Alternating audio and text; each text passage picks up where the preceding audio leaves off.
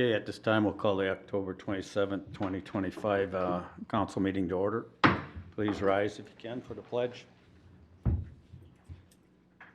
pledge allegiance to the flag of the United States of America and to the republic for which it stands, one nation, under God, indivisible, with liberty and justice for all. Make a motion to adopt tonight's agenda. Second. Got a motion and a second on the agenda. All those in favor? Aye. Aye. Presentations. Sheriff's Office. Good evening, Mayor and Council. Hope everybody's well this evening. September, we had a total of 389 calls for service in our community. It was slightly above what we saw throughout the spring months this year, so April and March, and those numbers were very, very similar. We had 7 thefts and 13 assault reports. We had a total of 45 arrests and 179 traffic stops, which were conducted, which resulted in 38 traffic citations on a roadway. A few of our notable calls in September occurred on the 5th of September at 6 p.m. Deputy Martinez observed a vehicle with expired registration traveling northbound on Highway 65. He stopped the vehicle on Highway 65 at Sims Road. Deputy Martinez spoke to the driver, who said he didn't have a driver's license with him and ended up actually identifying himself as his brother. So he was claiming to be somebody that he was not. Upon further investigation, our deputies were able to properly identify this male, who was found to have 3 active felony warrants out of multiple different counties. The male was arrested without incident. Upon an inventory search of the vehicle, our deputies located drug paraphernalia and an open container of alcohol. The male was transported to our jail and booked on those charges, including false information, driving after cancellation, and possession of drug paraphernalia. About a week later, on the 18th, Deputy Martinez again at 9:39 p.m. received a call of a possibly impaired driver near Highway 65 Northeast and 181st Avenue Northeast. So a very typical call for us that we receive on a nightly basis. Deputy Martinez located that vehicle near Viking Boulevard and Flamingo Street in Oak Grove. He ended up stopping it there after observing its erratic driving conduct. The female driving that car showed multiple signs of impairment and later failed standardized field sobriety testing.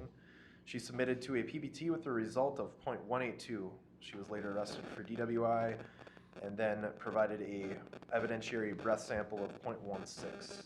That individual was booked into our jail for 3rd-degree DWI. And then finally, on the 18th at approximately 6 p.m., our deputies responded to an address in the 24300 block of Highway 65 Northeast on a report of a bullet that was found inside the caller's residence. The homeowner discovered an intact bullet and damage consistent with a round traveling through the exterior siding and multiple drywall panels of that house. Our deputies canvassed the area and spoke to a neighbor who reported hearing a gunshot around 4 p.m. but could not determine the source. Deputies spoke with several of the neighbors, all of whom denied any firearm discharge. Our CSU, which is our crime scene unit, responded to the scene and collected that bullet and documented everything that they could, and our follow-up on that case continues. So we were able to determine that that shot didn't come from another house, it came from the outside, from somewhere. Still working on that as we speak over at the Sheriff's Office. We do some trajectory and things of that nature. So maybe in time we'll get some information that might lead us to a possible suspect. But that at this point, something to be aware of. You know, you don't think of finding that inside your house. You don't expect to have that happen to you while you're at home. So if anything like that happens to anybody else, please let us know. These folks did the right thing, and we'll see what we can find out here as time goes on. Were you able to identify it as either a handgun or say it was a handgun? Yeah. Okay. Yeah. So finally, this fall, ACSO and East Bethel Fire have responded to multiple water rescues on Coon Lake. Primarily, those were involving our community hunters. And as temperatures drop, we just want to make sure, and we urge everybody that's out there to wear life preservers, share their plans with others, and be prepared for any unexpected water immersion. As the temperature gets colder, so is the water, and it increases the danger greatly. the longer that you're in the water, obviously. So we are more than capable of performing those water rescues in partnership with the fire department, but that prevention is critical in those cold weather conditions. So finally, Halloween, fast approaching this weekend. We want to encourage the safe practices for all of our trick-or-treaters and our parent guardians that'll be out and about on Friday night. Remember to use reflective or light up gear to maximize your visibility out on the roads. Inspect your treats prior to eating them, and then make sure to call 911 if something seems suspicious while you're out and about. The community are our eyes that evening. We're very responsive on Friday nights. We don't have a whole lot of work for that proactive enforcement until maybe later in the evening. So if you see something, let us know, and we'll get out there and check it out for you. So wishing everybody an enjoyable holiday. Any questions for Deputy? No, he covered the ones I was gonna ask, so. Thank you, sir. Thank you. Thank you. Fire Chief.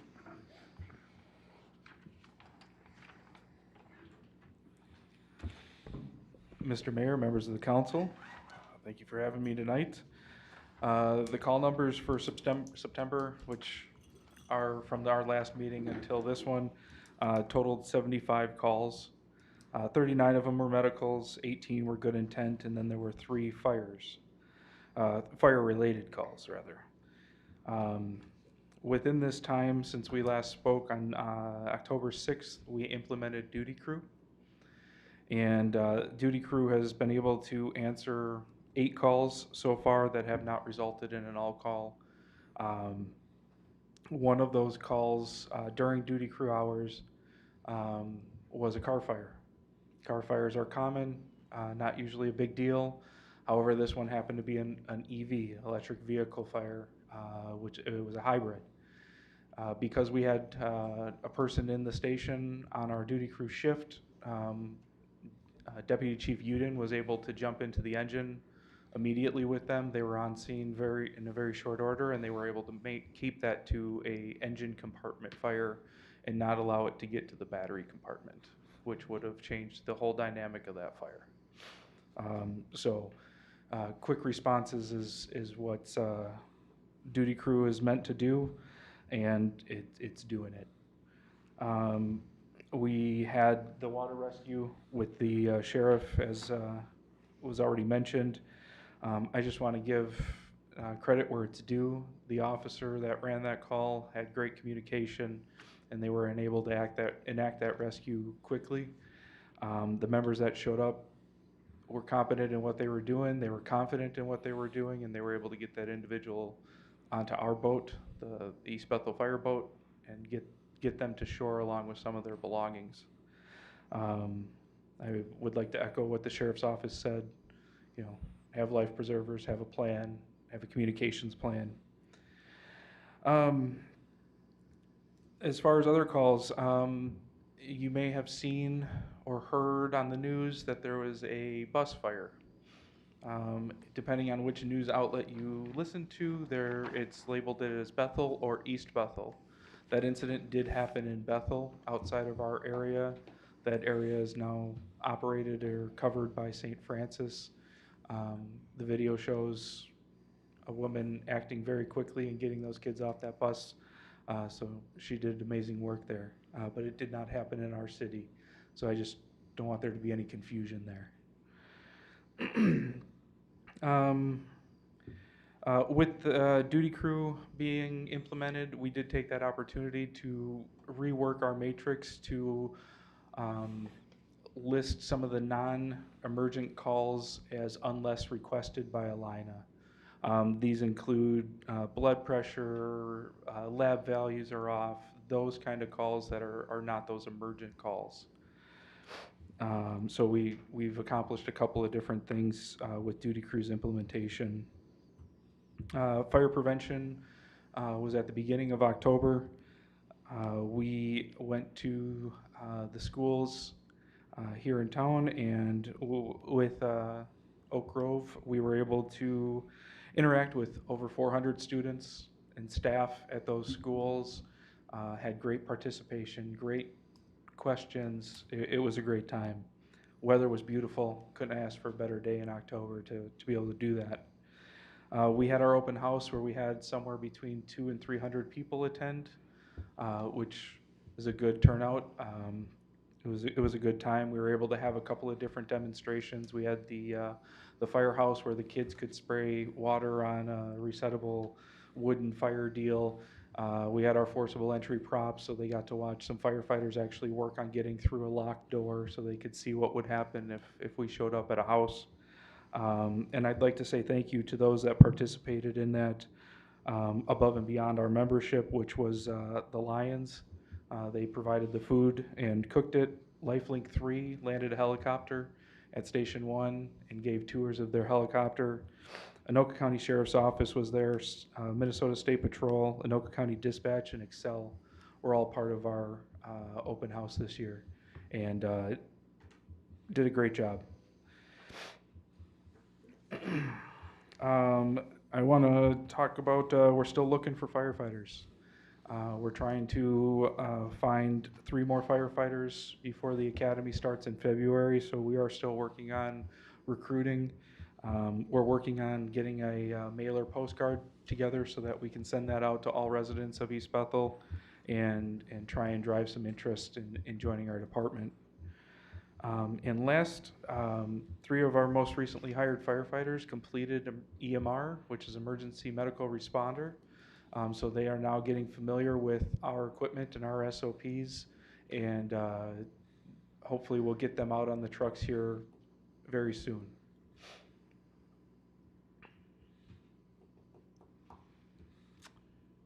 Any questions? I have a question. What does this fire department have that is better than other fire departments that will improve recruiting staff? I mean, like, what can I go out and say, hey, East Bethel's is hiring firefighters, but they say, well, so is Andover, so is Oak Grove, so is Blaine, so is Fridley. A lot of that's going to be driven on the job description that we have, which is you have to be within 10 minutes. And every other department has that as well, unless they're hiring part-time, bringing in outside people. We're not hiring part-time. We're looking for those on-call folks that are in our community. I can say we have a great bunch of people within our buildings. We are developing a culture of accountability and inclusion, and building a great team. So. Do you have postings at the Elevage and the apartments? Because I'm just thinking those are the places that are getting turnovers. They're getting new people moving in. We haven't posted there, like in those buildings, but it's something we can definitely look into. I appreciate that offer, or that suggestion. Okay. Oh, you could always be like Savage, get that fire safety grant like they did for 12 new full-time firefighters. If that is what this council would like me to pursue, I can start to look into it.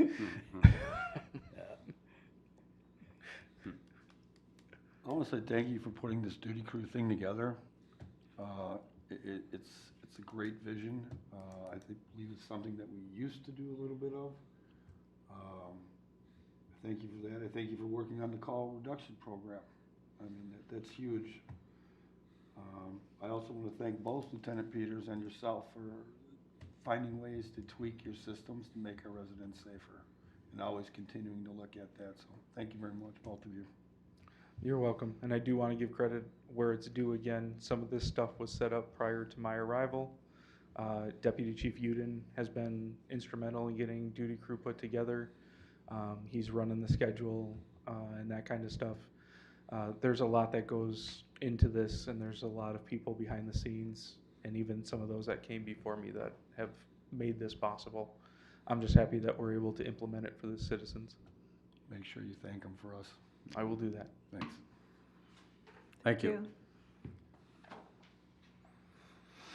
Item 4C.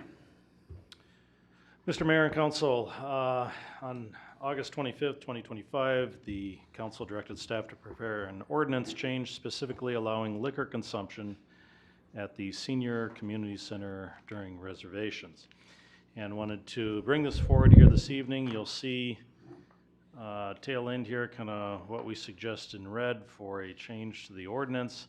But had a little sidebar conversation with our attorney as well. Wanted to kind of just kind of frame the discussion in terms of this is what we believe will work, and these are some of the concerns or considerations that need to be thought about before we implement this. But anyways, there's statutes that place limitations on the council's discretion regarding liquor consumption in a public facility.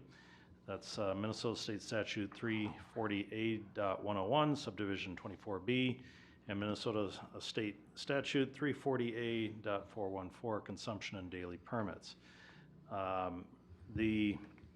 So you define park, community center, or other accommodations or facility owned or managed by or on behalf of a subdivision of the state, including any county, city, town, township, or independent district of the state. So a community center falls under that public facility definition defined in 340A.101, subdivision 24.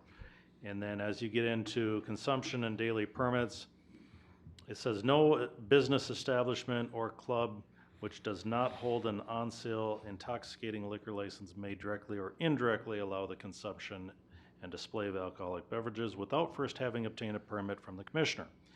However, it also states that a rental of a facility does not make a subdivision or a facility a business establishment for the purposes of this chapter, and thereby renting out a community center by itself doesn't trigger the business establishment rules of the statute. If the city wants to allow unrestricted liquor consumption in the community center, that might conflict with 340A.414, and yet because the statute excludes rental of a facility from the business establishment definition, there is some ambiguity, obviously. So we want to be cautious about this. And if the community center is rented out for an event and hosts arranges consumption, the statute may not apply in the same way. So essentially, the council has power in this regard. We can be more strict than the state. We cannot be less strict. But you know, as a governing body, it looks as though we would have to approve a permit, and the council has control in that. As I mentioned, we attached section 6-64 of the code here, and if you so choose to pass a resolution permitting on-site alcohol consumption with a prerequisite of obtaining a reservation agreement approved by the managing authority for the city-owned property, then we would need to change, as you see here, the ordinance as follows. So, wanted to bring this up and let you decide what you want to go, where you want to take it. So can I get some clarification? When it says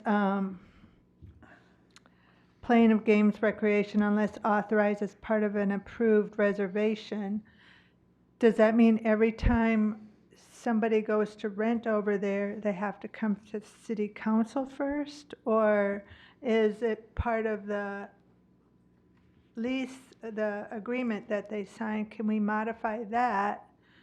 Because it's not going to be consistent. It might be, once or twice a month that anybody would even want to do, at the most, probably once or twice a year. I would have to defer to the attorney on this as to whether a reservation would be a standing, permit with the city. The contract that they sign with those, Right. they have a pretty Before we go detailed any further contract. here, Matt, this is a public hearing, right? Yep. So we should open that part first before we start discussing it up here. Sure. So at this time, I'll entertain opening up the public hearing department for anybody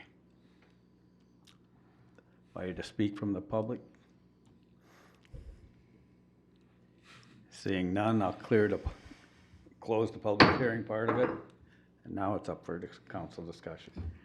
All right. So, do I need to rephrase my question? You know, I'll pick it up as best as I can remember. Mayor, Council, Councilmember Urkel, if I understood correct, your question was how to use the reservation applications or contracts in conjunction with this change in code. And do they have to come before city council every time? And who has to come before city council? Is it the president of the senior center? Is it the person who does the contracts with each person? Is it the renter themselves? I need clarification. As best as I understand it, I would defer most of those answers back to city staff because the process that the city uses to reserve those community spaces would not change. It would be a function of what is required as part of an application that would also allow the sale and consumption of liquor in a public space. And so that would mean we'd take another look at what the city currently uses for the application, the requirements that we put on the applicant. And then in terms of who applies, you know, candidly, I would just imagine it's the, you know, leader or the spokesperson of any organization, but that's going to be a fluid question that, you know, changes with every applicant. The important part will be making sure that that individualized applicant is the right person to make the application, that they can answer all the questions, that they can satisfy the requirements as a proxy or on behalf of, you know, the organization, if it's an organization, or the group. But at some point, you'll have insurance-related concerns that need to be addressed, likely by the users. I don't know what the agreements currently require in terms of insurance, but certainly with alcohol, you'd want to make sure that all your users are covered, perhaps above and beyond the entity that is doing the sales. You know, so depending on how you're going to handle the alcohol licensing is a separate question from how you handle the applications for reservation.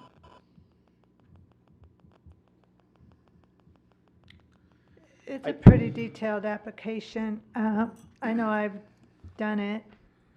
Currently, they say no alcohol, so it would have to be revised.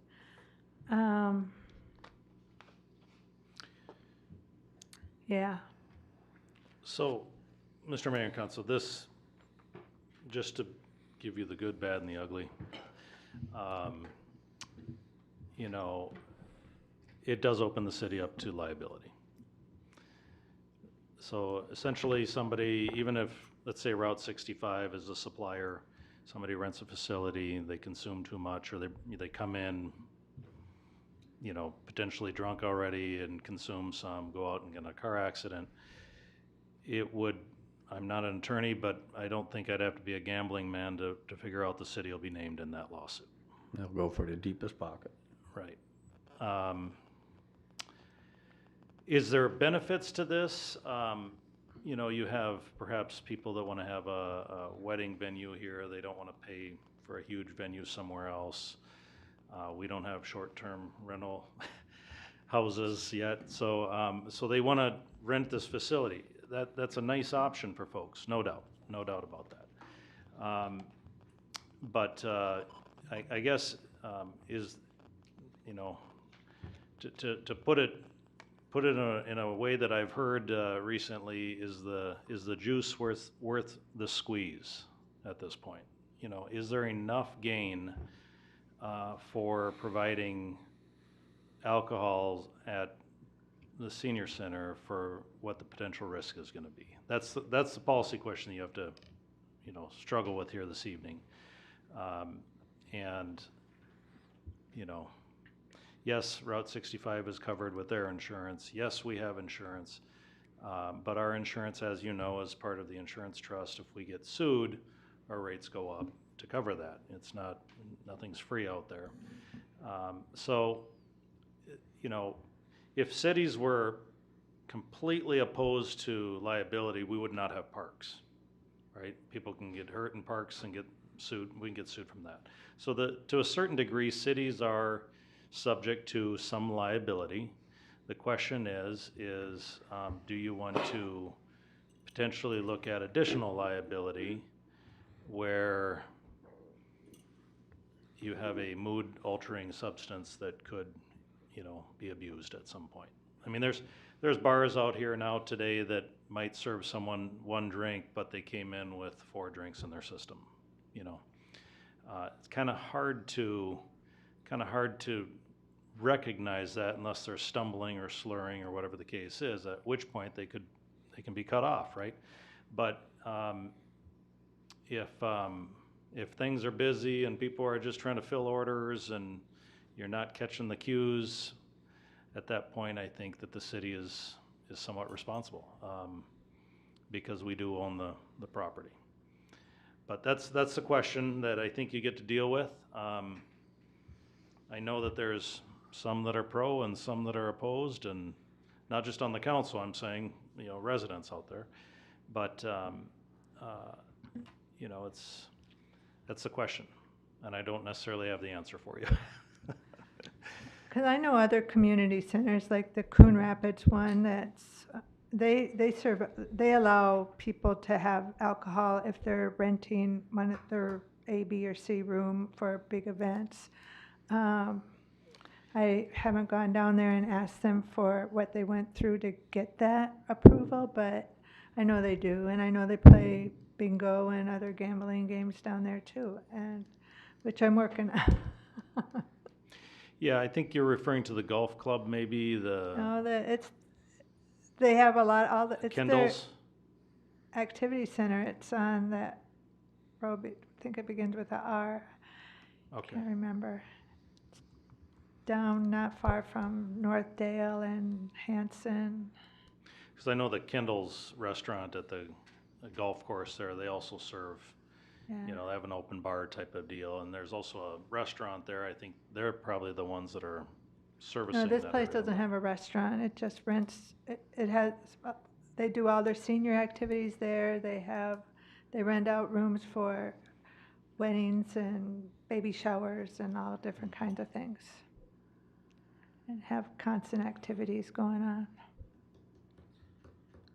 So would this, as it's prepared, be just for the senior center? Because it sounds like it'd be opening up the potential for alcohol at any city-owned property. Or says seniors for the senior center, community center, public works manager for ice arena or city parks, etc. So would this be opening up alcohol for all city-owned properties, or is the intent of it just to allow alcohol for the senior center? And if it is, could it be shaped just to allow alcohol for the senior center? Mr. Mayor and council members, as it's currently written, it shall be consumed in any recreation hall or center, park, ballpark, or other place of public gathering in the city used for the purpose of entertainment, amusement, playing of games, or recreation.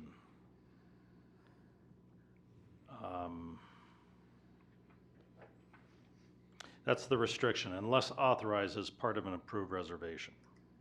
So the restriction is restricting everything unless you've given a reservation for it.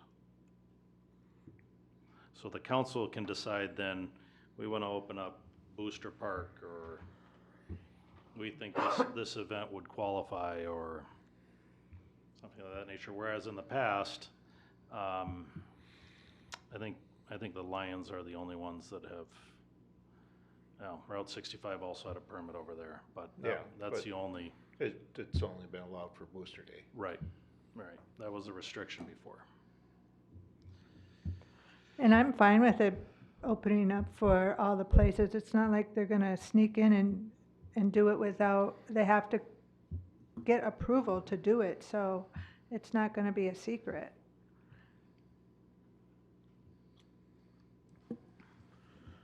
So this approved reservation, is that a form we have, or, okay, It's a form that the seniors, I believe, have folks Okay. fill out when they want to use it. I don't know that the city necessarily gets involved in that. The seniors kind of run the reservations over there. So we would be permitting the seniors with putting on restrictions, I believe, of, the food vendor and alcohol sales would be the individual that they would allow, such as, I think there's only two, there's Route 65 and Smokies in the city that Correct. have that food vendor license. So of those two, you could select one or both, or however you want to handle that, but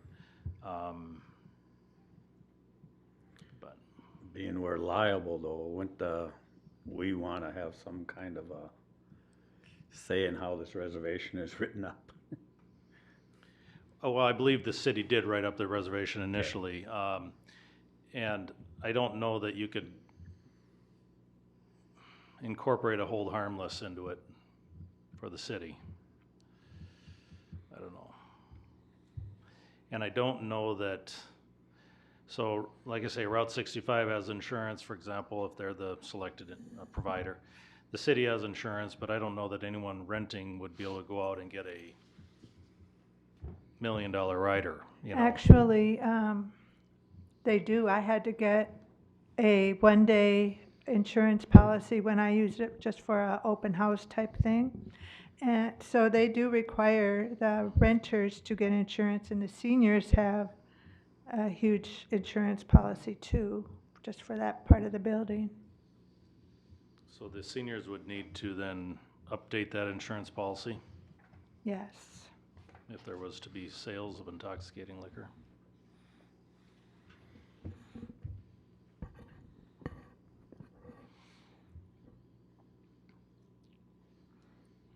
Mr. Mayor and Council, if I can interject here, I'll say that the ordinance is written, in an agnostic sense. It applies to everybody. So any group under this language could come up and make an application.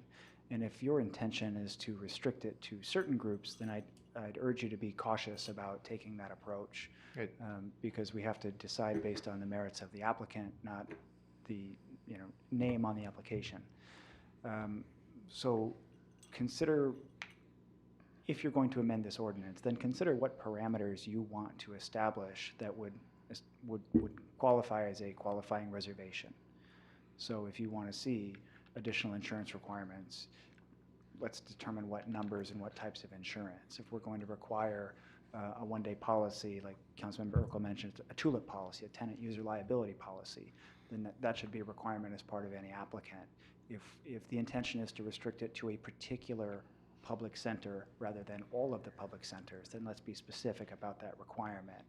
I just urged you to use, it sounds like you have specific intentions in mind, so be sure that you put those specific parameters into the ordinance, because right now it's very general. Yeah, I Yeah. believe this came up by just allowing the seniors to have it in the senior center. And I think there wasn't a whole lot of reservation from council to, the council's open to having that done. But as far as how it's written right now, like you say, this is a very open and generalized thing that could potentially affect many more things and places outside of the senior center that this council may not have intended to open that up. We certainly have not had that conversation to allow alcohol at all city properties, or the potential to have alcohol at all city properties, or how that application process would exist at all those different properties, because I could potentially see something being put on at the ice arena and somebody wanting that organization would want alcohol at their event.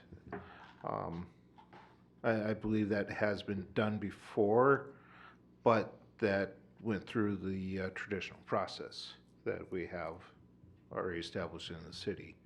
But this potentially be loosening that up. So I think if we want to pursue this, it needs to be pursued just to allow it for the original intent of what we were talking about, discussing, to allow it just for the senior center at this time. Actually, I changed my mind and I'm agreeing with you because I'm thinking of that application. Since the seniors do, one person in the senior does the takes in the applications and reserves the room, then we always hire somebody to stay there and monitor and make sure the people clean up and leave it as good or better than when they got there.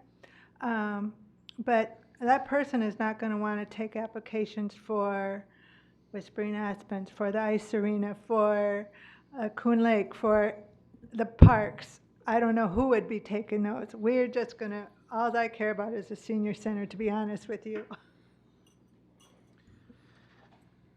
And Mr. Mayor and Council, if I understood the attorney, I don't know that we can limit it just to the seniors. So if somebody wanted to bypass the seniors, for example, and come in and do their own wedding venue here, and they meet the qualifications, we'd have to allow them to do that too. Can we limit it with specific language just to for the seniors, at the senior center? Well, I'm glad that Mr. Look said what he said. He beat me to the microphone. I would have to look into that question because, you know, my understanding from the chair is that it's a public building and that it would be open to the public, and any other applicant that met the requirements would be granted a license or granted a reservation, regardless of, you know, what the normal use of the senior center is, right? Even if it is typically used for senior programming, that doesn't mean it can be exclusively used for senior programming necessarily. So if you'd like me to look into it, I can. I just don't think that's an avenue we want to go No, down. we didn't want it just for these seniors because they rent it out to bar mitzvahs and baby showers and weddings and other people in the public. But We this- want to limit it to this building and not the ice arena and not the Whispering Aspens. And that's what I'm trying to be specific about is, Yeah, with the seniors' oversight.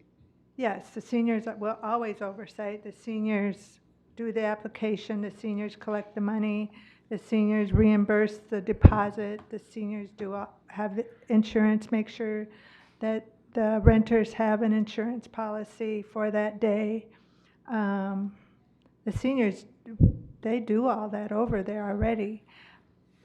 Yeah, so But- the seniors would be the managing authority Right, of that building, of who rents it and et cetera. exactly. So But I don't would- want to do all the other buildings in the city. Yeah. So would something like that be able to be wrote up? Mr. Mayor, Council, yeah, I think that would be fine. You could limit the application of this, we'll say the exclusion or the exception for alcohol to certain locations. And if that's the senior center, then that's the senior center. Senior center as ran by the seniors. Yeah, and Boosters Dates can continue to do whatever it is, however they've done it in the past. And if somebody wants to do the ice arena, they can do that other process. So I'll clarify and just say I'm not familiar with how the senior center is managed on a day-to-day basis. And so whether or not allowing the seniors to manage that process would be acceptable is beyond my understanding right here today. I can connect with city staff and learn more about how the administration functions at a staff level. But at some level, the city does have oversight in approving applications for its spaces. And so we need to ensure that everything just flowed up through the right process. So would the appropriate process at this time, as it looks like this needs more investigation, would it be appropriate to table this item? I believe so, yes. Would it be a tabling or would it be a continuation of the public hearing to a later date?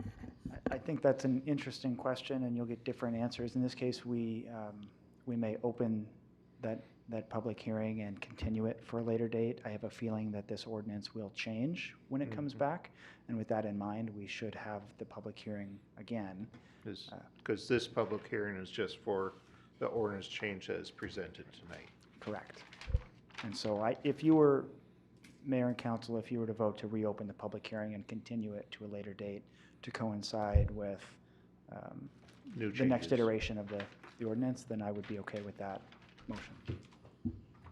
Okay.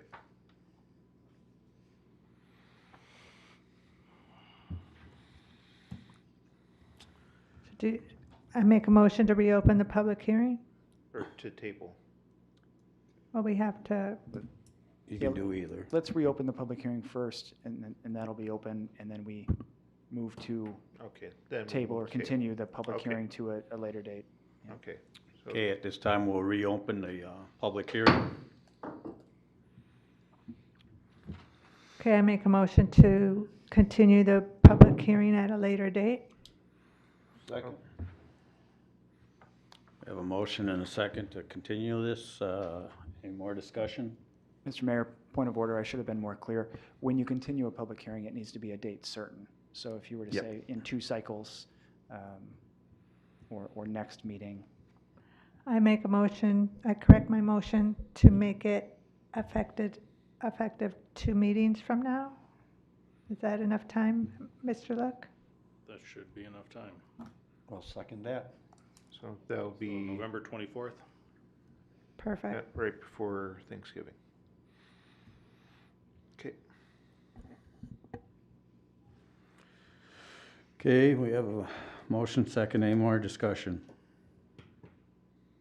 Hearing none. All those in favor? Aye. Opposed? None. This time we'll close the public Nope. hearing. Nope. Still Okay. Oh, that's right, we don't. Okay, moving on. Public forum. so now at this point, you would table the item until 2 cycles.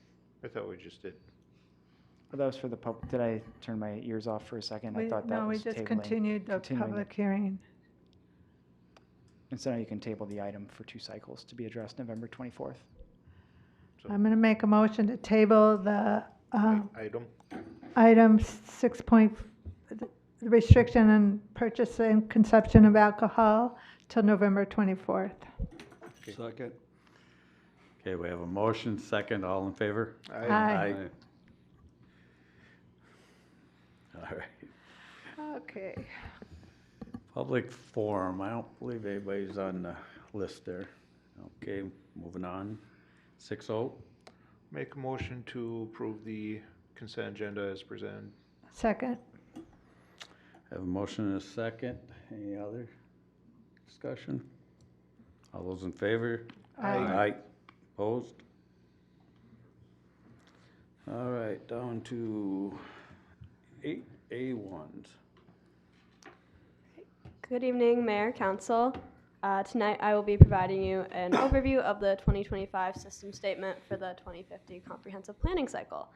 Last month, the Metropolitan Council published the 2025 system statement for East Bethel. This officially kicks off the planning cycle for the 2050 comprehensive plan. Staff has reviewed the system statement, and I'm going to provide you an overview of the most pertinent information included in that document. The full 2025 system statement was included in your packet. If you'd like to read that or have already read that, that's wonderful. Just some context on the system statement and comprehensive planning. Since the last time we did this was about a decade ago, I want to go into the why and the how behind these things. So the why is that in 1976, the Metropolitan Land Planning Act was passed. It's been amended many times since then. But this act requires that all local governments in the 7-county metro area prepare and adopt a local comprehensive plan every 10 years. It also specifies which elements and topics must be covered in each city's comprehensive plan. At its core, a comprehensive plan is a document that outlines a vision for the development of a city. It is a physical plan. It covers things like land use, infrastructure, parks. But when a comprehensive plan is made with good intentions and is well thought out by a community, it also reflects the community's social and economic values.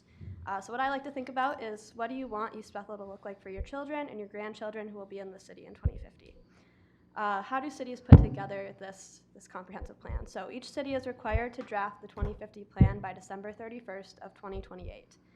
This is then reviewed by the Metropolitan Council for conformance with the Regional Development Guide, known as Imagine 2050, which was adopted earlier this year. A system statement is provided to each community that's prepared by the Met Council. It is intended to assist cities in developing their comprehensive plans. It includes relevant data about population and jobs growth, and it outlines the impacts of the newly updated Regional Development Guide, Imagine 2050, on each city. So it goes into some details there that are pertinent for each city when they are making their comprehensive plan. Similar to my staff report, I split this up kind of into 4 topic areas, those big ones that I just want to get out of the way tonight, give you a brief overview of. The first one is the growth forecast for East Bethel. So a large part of our system statement is that growth forecast. The Met Council's growth forecast is intended to help cities anticipate the planning actions that they might need to take to accommodate the forecasted number of people living and working in their community in 2050 in this case. Cities are not required to achieve the numbers that are outlined in their system statement, and they are not penalized for not reaching these population or jobs forecasts. So obviously things like recessions, pandemics, those things might happen that restrict jobs growth, housing growth, so we're not held to these numbers. But by 2050, East Bethel is projected to have a population of 15,400 people, 5,900 households, and 2,540 jobs. What this looks like is a population increase of 3,600 people or 1,600 households. Of this total population of about 15,000 people, about 3,200 residents will be served by city sewer and water. That's what's projected. So we can anticipate that a large amount of this growth in population will be in those areas of the city that are currently or are projected to be served by city sewer. As for jobs, our projection has us almost doubling the number of jobs in East Bethel. So currently we have about 1,300 jobs, my bad, and we're projected to have about 2,500 jobs, so about doubling. Staff believes that these growth projections are generally appropriate, if not slightly high, but they're generally appropriate for us to base our planning on, and we do not plan to dispute these projections. Our second topic is our community designation. Also our long-term service area and our municipal urban service area. So these all kind of work together.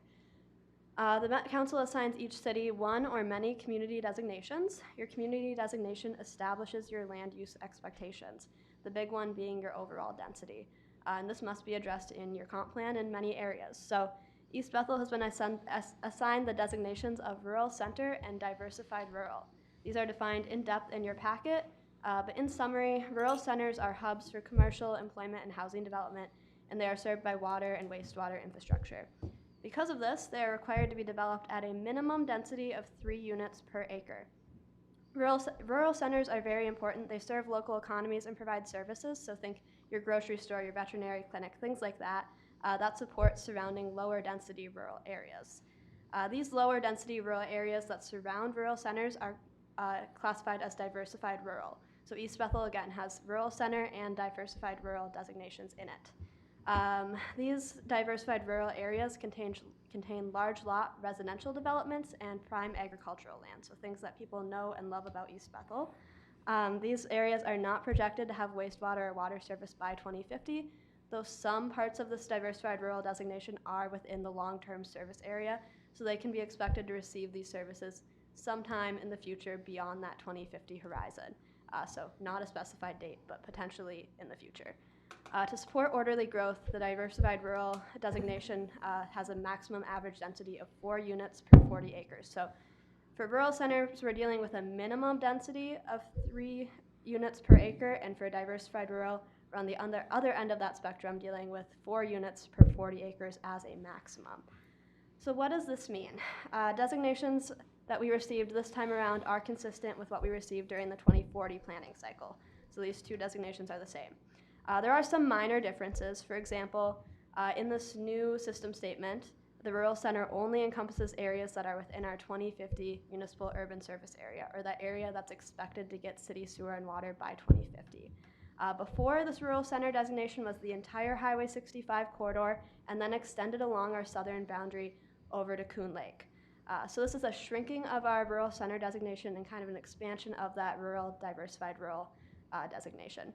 The second thing we look at is our municipal urban service area, or our MUSA. Again, those are areas expected to get sewer and water by 2050. This is unchanged. So our 2040 MUSA is the same as our 2050 MUSA. There is a minor error in some of our maps in our system statement. This is something that's typical as the Met Council prepares so many of these.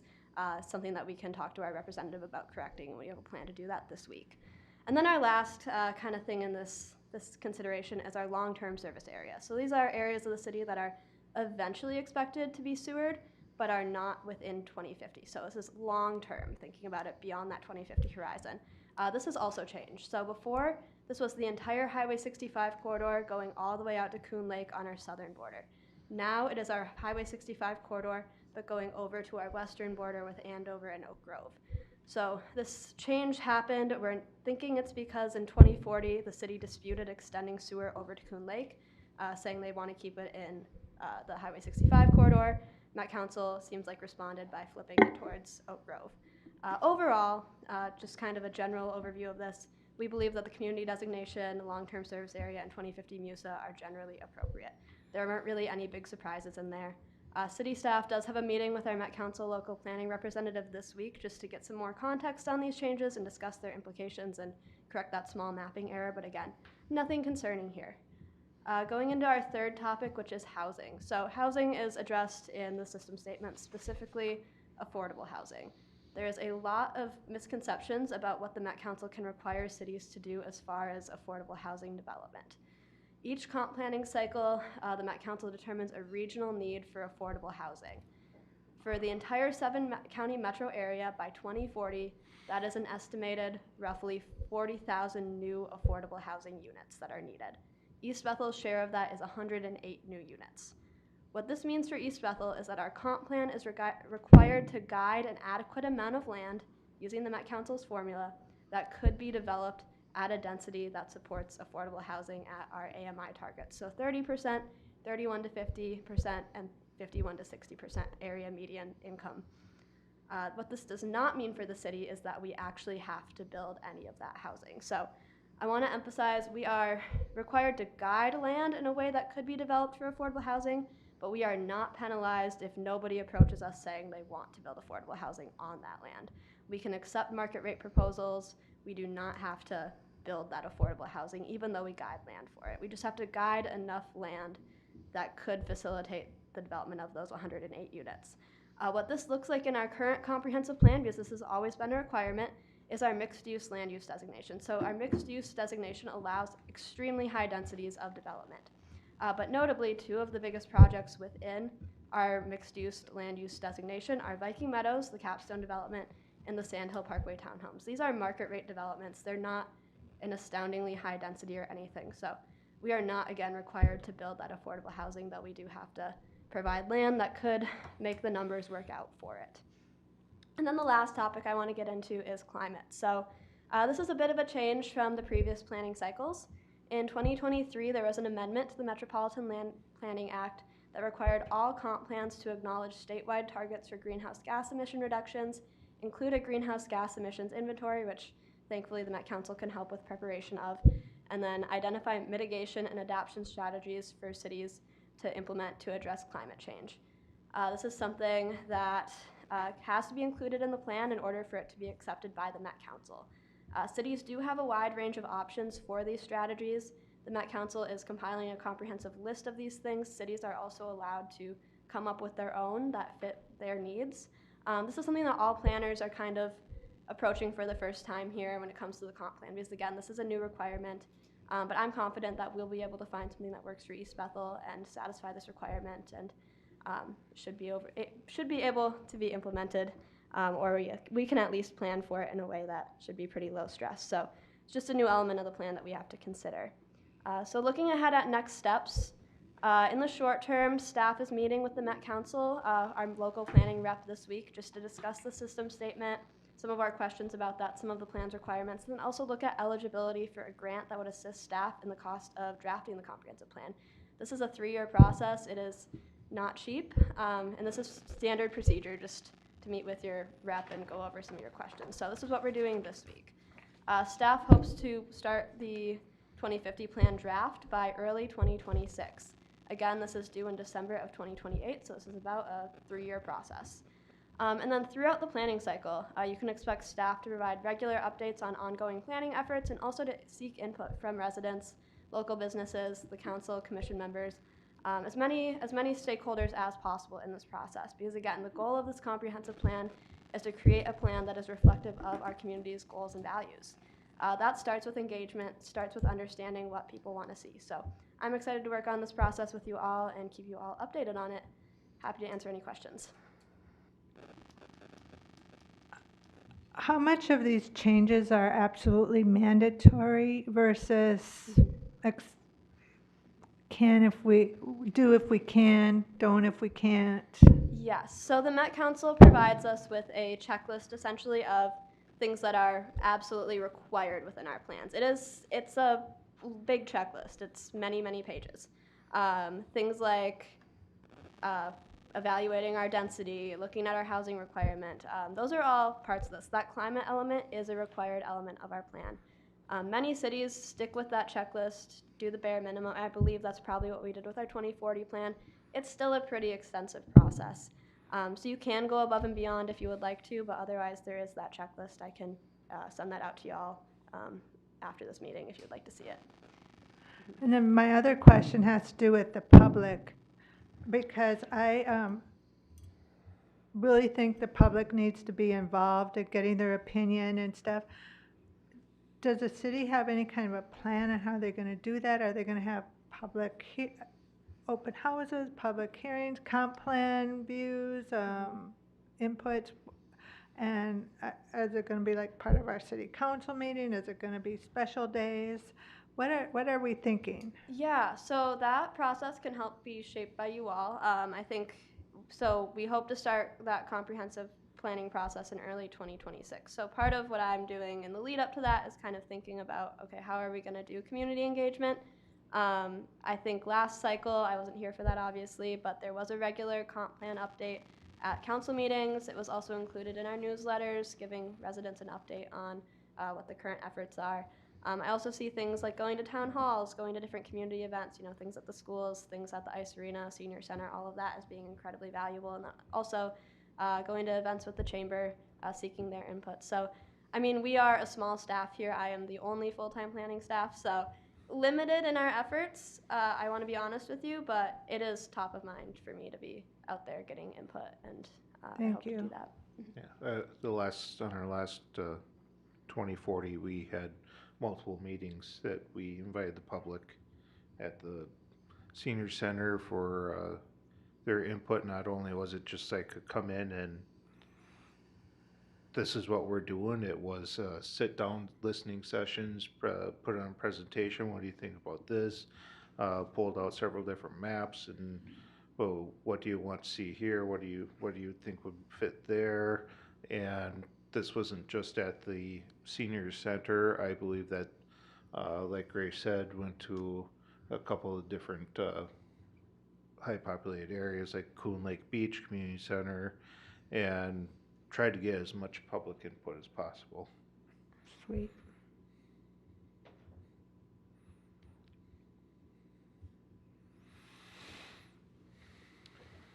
Mr. Mayor and Council, I would say that changing your 2040 to 2050 will not be huge changes, but minor adjustments. So. Again, there are those new requirements, and some things to consider with density. I mean, if we get substantial feedback that residents want a bigger change, then we should listen to that. But yeah, there are new requirements and things to consider. Any other questions? Thank you, Grace. Thank you. City Administrator.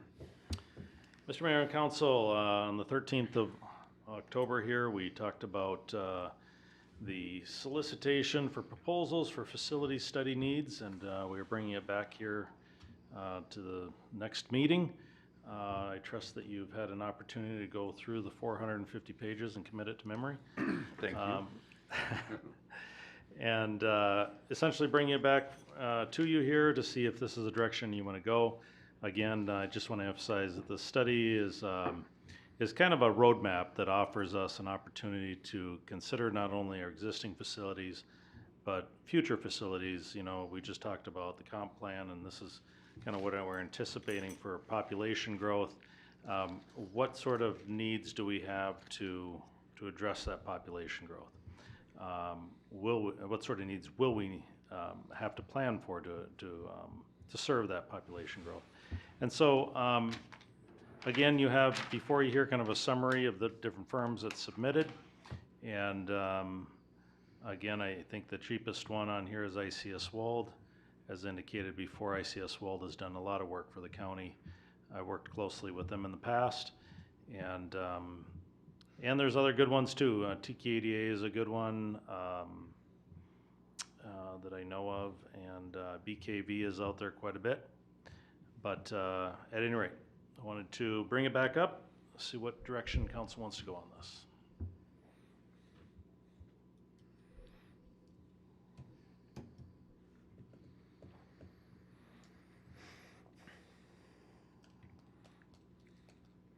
And where's this money coming from? We'll have this money budgeted already. It's not an increase to the levy. Well, I know it's probably in the budget, but what part of the budget is it coming out of? I would say that we have dollars banked for facility needs already, and we levy about $50,000 a year for that. So it could possibly come from that, and we have some dollars that are kind of are left over from every year and goes into a fund that is not necessarily restricted. We can use dollars from that as well. So are you wanting a motion or just a nod? Yes, there would need to be a motion on this, and depending on whoever you choose to go with, and the dollar amount, and then with approval, we can start this process. This will be a lengthier process. They will go through everything. They will go through every single fixture that we have and determine, what's the life expectancy of these HVAC units on the roof, et cetera. Furnaces and boilers, and give us a complete understanding of what we should anticipate over the next 10 years and what we may need for expansion. Well, does it never fail that when you get something like this, somebody go around and inspect, everything starts to break? I'm gonna make a motion for ICS Wald to be our company to come in and do a facilities needs study. I'll second. We have a motion and a second. Any further discussion? Yes, I think it's kind of ironic that we are taking money from a possible future capital improvement needs to get a survey done to tell us what our capital improvement future needs are gonna be. But I think it's something we should do. I know I've worked in the past, construction-wise, with Wold before. I've worked with BKB, and I've worked with Mayer many times too. I mean, they're all good outfits. I mean, but I think Wold would be a very excellent one for us.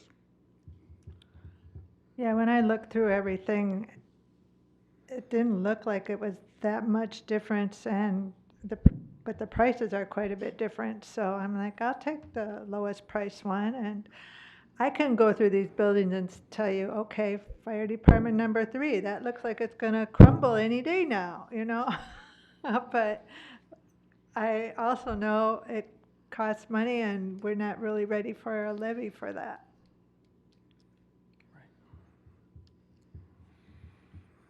Any further discussion? Okay, we have a motion and a second. All those in favor? Aye. Aye. Opposed? None heard. Motion passes. Staff report. Mr. Mayor and Council, I just want to give you a couple of quick updates. At a prior council meeting, staff was given direction to work with the seller of 1347 Sims on the corner of 65 and Sims. And the seller then decided that they wanted to withdraw from working with the city, and citing that there was some concerns in the past, trust issues perhaps, and so that deal kind of fell away. And as I left it with the with the Realtor, I said, well, if you're not able to sell the property, we're still willing to talk. So I did receive a phone call from the Realtor saying they were hoping to close the deal with some other people, didn't pan out, and they want to come back to the table and negotiate with the city. In negotiating with the city, you know, there's going to be a need, as was indicated last time, for an appraisal. We had an appraisal of, this is a commercial appraisal now, very difficult to find commercial appraisals today, appraisers, and we had one for $3,000 and now or for $1,000 and now they're $3,500 for an appraisal. We'll need a title commitment and a survey on the property, and this would be a cash deal essentially to purchase this land. This was a recommendation from the EDA to look into the feasibility of purchasing this land. And so I wanted to bring it back and just in form of an update, kind of let you know where that property is, and kind of get your temperature at this point on whether you're still favorable in pursuing this. If you are, we can have them sign another purchase agreement. We can start going through the appraisal process, title commitment, survey work, get things lined up for eventual closing on the property. As you know, that corner is going to be, you know, a area of change, you might say. That's kind of the corner, the nexus where we're looking at water treatment, wells, lines going to the schools, that whole water project that we've talked about before. And of course, corner properties on Highway 65 with high visibility will probably be a good economic development opportunity in the future. It is currently zoned residential. It is currently zoned commercial, but is grandfathered residential. And we would eventually, you know, we have options on the table for what can be done with that property. Probably what the city should consider is making it pad ready for a commercial development of some sort to go in there. Owning the property, of course, allows you the ability to make that decision on what you want in there. If a use comes along that it's zoned for and you don't want that use, but you don't own the property, it's somewhat difficult to deny that. But controlling that property does give you that opportunity to kind of direct, you know, what you want to go in there for a project that would meet your needs going into the future. So anyways, I just wanted to kind of pause a little on this, Mayor, and see if I can get if there's a consensus to pursue this still. And if there is, we will do our best to bring this to finality. What was the price on that last time, Matt, that we were negotiating on? Trying from memory, I don't have the contract in front of me. I think it was around $230,000. That was the price was lower than the appraised value, and the assessed value, not the appraised value. The county has assessed that property, and generally speaking, the retail price of a property is higher than an assessed county value. Counties always assess about 95% of value is generally the rule of thumb, and part of that is just to avoid the legal contests of people coming in saying, you've over-assessed my property. But the state does allow between 95 and 101% of what the state believes the value of property is. I know Anoka County is very conservative on that.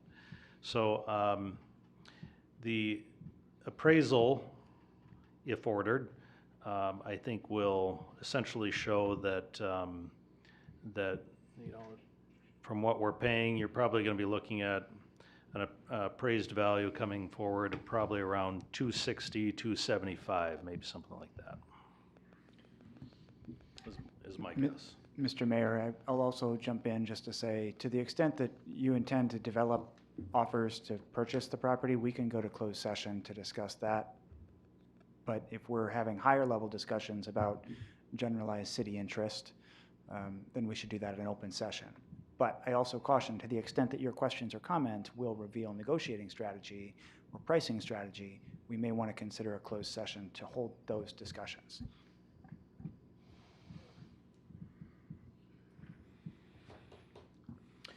Essentially, just as part of the update, I want to know if the council is still favorable to pursuing this.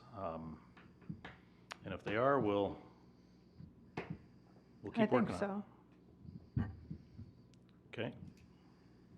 but that's my opinion. I'm 1 of 5.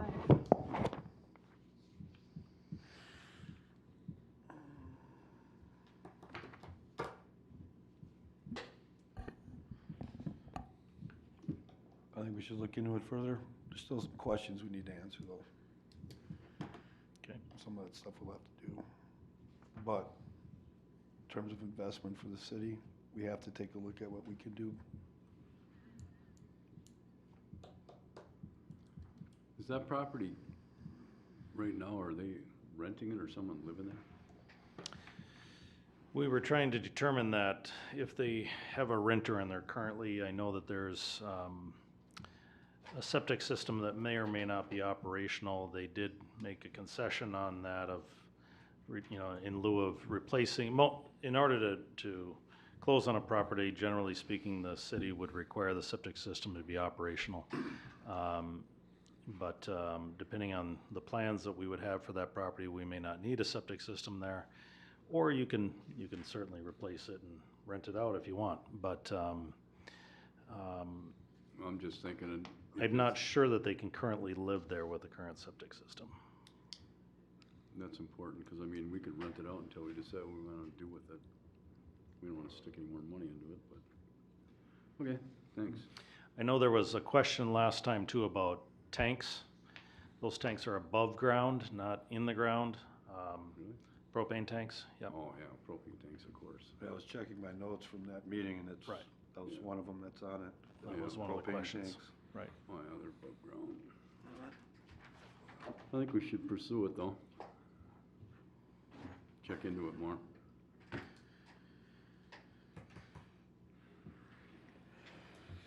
We're pretty much in agreement then? Pursue it and decide what we're gonna come back with, if we have to go to closed session, whatever. Okay, also want to just report, we were talking a little bit about the Senate bonding tour that is coming tomorrow at 5:20 at that same corner. We're having their tour bus stop there, and we'll provide them water samples and also flyers on the project. I was able to reach out to Congressman Emmer's office today. Actually, I have his cell phone number, so I text him. But I said, we'd certainly appreciate your support on this project. He immediately put me in contact with his staff on this. They want to meet and chat about it. In the event that there's any, we call it earmark dollars, they call it high priority project dollars that become available. This is an area that that we may be able to be successful on getting some dollars for this project as well, which would limit the ask from the state. So that's going to be tomorrow at 5:20, and then on November 13th, there's a house bonding tour. They're calling it a house bonding tour, but it's actually going to be at the Hennepin Technical College, in which they have all the cities coming in and making presentations there. So I'll be doing that on November 13th. That is also the town hall date as well, so that'll be a busy day. But at any rate, those are my updates. If there's any questions, I'll stand for questions. Otherwise, I'll wrap it up. Any questions? Council reports. Well, I have a few things. I attended the two airport meetings. I already talked about the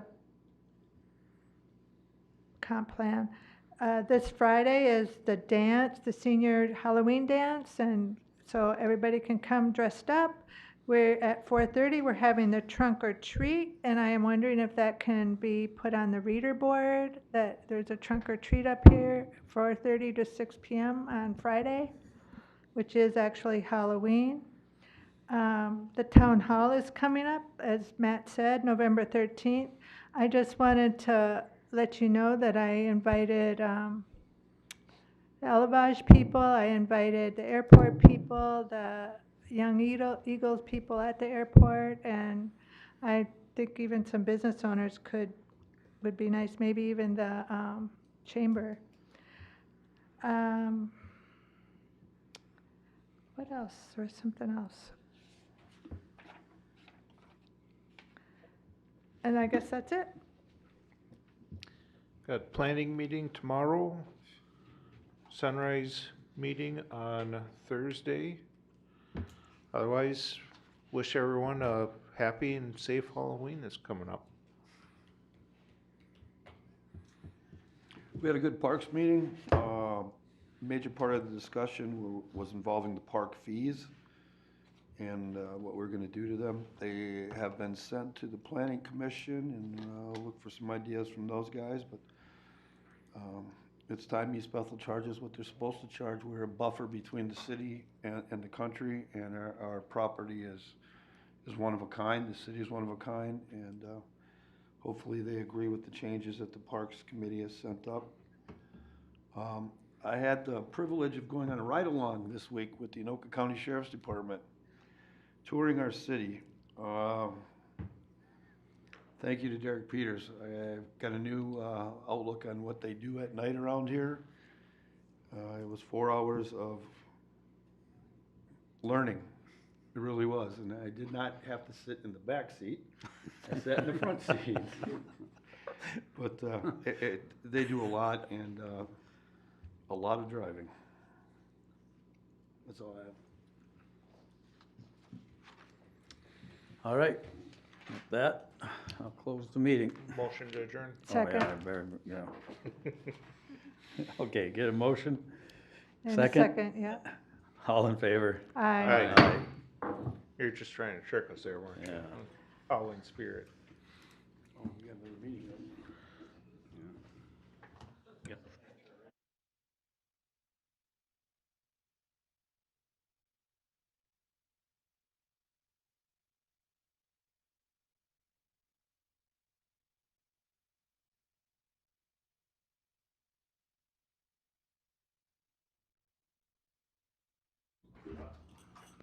Okay, I want to call the October 27th, 2025 HRA meeting to order. Can I Make have a motion to adopt tonight's Make agenda? motion to adopt agenda. Second. I have a motion and a second to adopt tonight's agenda. Any discussion? Let's proceed to vote. All in favor, say aye. Aye. Opposed? None heard. Okay, number 3, approve minutes of July 28th, 2025 HRA meeting. Can I have a motion to approve? I'll make a motion to approve the minutes. Second. I have a motion and a second. Any discussion? Proceed to vote. All in favor, say aye. Aye. Opposed? None heard. Number 4. Mr. President of the HRA and members, I have before you a financial update. Permits under statute 469.00033 rather. The HRA must prepare and file a budget in accordance with the procedure of the city. The city and the HRA are both have approved a preliminary levy amount of $77,000 for 2026. And this is to ensure that we continue our legal status as a standalone entity and to provide funds for eligible projects. The unaudited HRA cash amount balance as of September 30th, 2025 is $388,521.44. These dollars, we were talking earlier about dollars that don't have restrictions. These dollars do have restrictions on them. The HRA levy is a funding source, and now the Minnesota Local Affordable Housing Aid is also a funding source. The levy has $314,934.59, and so far we've gotten $73,586.85 from the Minnesota Local Housing Aid. That is the quarter-cent sales tax that is paid in and then distributed out to communities. We have another $120,000. $73,000 was a partial year. We have an estimated $123,000 coming for 2025, I believe it is, 2026. At any rate, we have not received those dollars yet, so we cannot include that in the unaudited cash balance. But these dollars, of course, are used to assist governments to develop and preserve affordable housing within their jurisdictions. As you know, we can use it for housing needs such as that, homelessness, finding housing, and we, have limited use at this point for those type of dollars. There is, we were talking earlier about AMI and the percentages of your income levels in the city, and the Met Council kind of wanting us to, set land aside or program it such that housing projects can go in to meet those AMI figures. These type of dollars can be used for that. So when you're looking at, say, the Taylor Street project, for example, we've had a builder approach us and say, I want to put in single level homes for retirees. They may meet that qualifications for the amount of income for those properties. And so, senior housing is always a challenge, finding enough, having enough of it, building enough of it. And you can use these type of dollars to help contractors try and close those funding gaps to provide that option for seniors in our community, for example. So these dollars continue to accrue, and we can, we can start looking at what sort of projects we may want to invest in the HRA. But at any rate, that is the financial update as of September 30th, and stand for any questions on that. Can that money be used for the purchase of that place on Sims, or does it have too many restrictions? So the difference between HRA and EDA is sometimes blurred, but there may be a possibility we can use some of these dollars. We'll have to check in and see what exact restrictions there are on HRA dollars, but that would be a redevelopment project. So I can look into that for you and see if that would qualify. Okay. I don't think we can use the 73,000 portion of it, Minnesota Local Affordable Housing, but the EDA levy, we may be able to use a portion of that.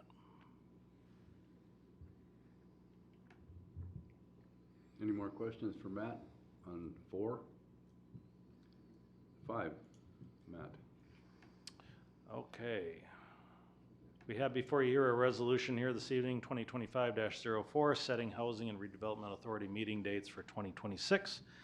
You have that before you here, January, April, July, and October, regular meetings. January is the annual meeting where we identify, the positions, the organization of it, and so we would need a approval of this resolution and offering of this resolution this evening to establish those dates for the upcoming year. I'll make a motion to approve resolution 2025-04. Second. Okay, we have a motion and a second. Any discussion on these dates? Let's proceed to vote. All in favor say aye. Aye. Opposed? Hearing none. Passed. Motion to adjourn.